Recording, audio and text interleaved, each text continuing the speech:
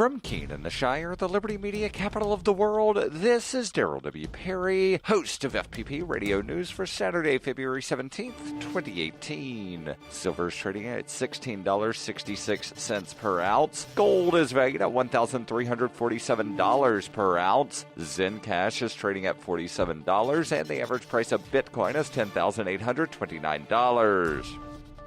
Antiwar.com reports talks during Secretary of State Rex Tillerson's visit to Turkey have yielded an agreement with regard to the Turkish-held city of Manbij. Pending some further agreement, the U.S. and Turkey have agreed not to directly fight over Manbij. The Kurds captured Manbij on the western shore of the Euphrates River from the Islamic State in a U.S.-backed operation. Turkey has a problem with that, having long insisted that the Kurds aren't allowed west of the Euphrates. While the U.S. initially suggested the Kurds would leave the city and let locals govern it, they never did. In recent weeks, Turkey has threatened to target U.S. troops in the city for backing the Kurds, and U.S. officials have suggested they'd fight the Turks to keep them out. The new agreement is that the two nations will not fight, which was unlikely anyhow. What is going to happen to Manbij is unclear, as they did not really agree to anything specific. Turkey has suggested expelling the Kurds from Manbij outright and then controlling the city with a joint U.S.-Turkish deployment. There is no indication that the U.S. has proposed their own plan, and it may well be the two sides negotiate for some time on what happens to the YPG-held city, talks that will not include the YPG. Turkey has suggested joint operations with the U.S. in the past as an alternative to the U.S. alliance with the Kurds. At this point, however, the Kurds control about 25% of Syria, and 2,000 U.S. troops are embedded across the area. Splitting with them may be harder for the U.S. than Turkey realizes. For over 40 years, Roberts & Roberts Brokerage has been a trusted source for buying and selling precious metals like gold and silver. And as a Bitcoin-preferred business, Roberts & Roberts Brokerage has removed the minimum purchase amount for all orders paid in the digital currency. Call Roberts & Roberts Brokerage today for knowledgeable advice on buying and selling precious metals and a forward-thinking approach to new technologies. 800-874-9760 or visit online at rrbi.co.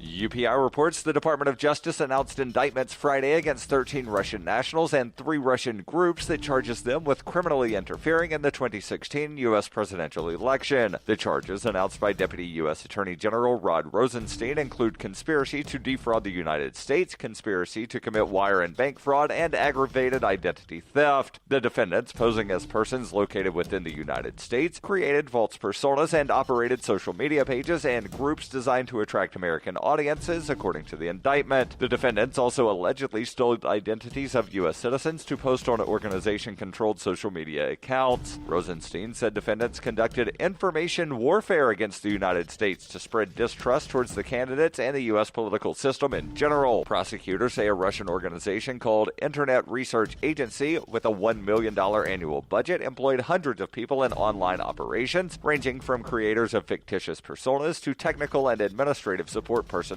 The company operated out of offices in St. Petersburg. 2 other entities, Concord Management and Consulting LLC and Concord Catering, were the Internet Research Agency's primary sources of funding, according to the indictment. The DOJ said those charged set up hundreds of accounts on social media networks like Facebook, Instagram, and Twitter to make it appear like people in the United States owned them. The indictment also charges them with using stolen or fictitious American identities, fraudulent bank accounts, and false identification documents so they could pose as politically and socially active Americans. In addition to those 3 entities, the DOJ named 13 individuals in the indictment. In September, after news surfaced about Special Counsel Robert Mueller's investigation, one defendant allegedly wrote, "We had a slight crisis here at work. The FBI busted our activities, so I got preoccupied with covering tracks together with my colleagues." Rosenstein added that there is no evidence to suggest the interference campaign impacted the election's outcome. He also said the Russian conspirators wanted to promote discord in the United States and undermine public confidence in democracy. The White House said in a statement that the indictment shows there was no collusion between the Trump campaign and Russia, and that the outcome of the election was not changed or affected.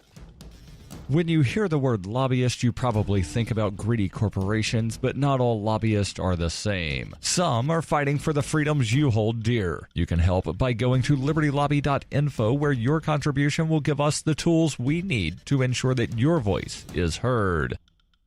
This has been FPP Radio News, online at fppradio.com.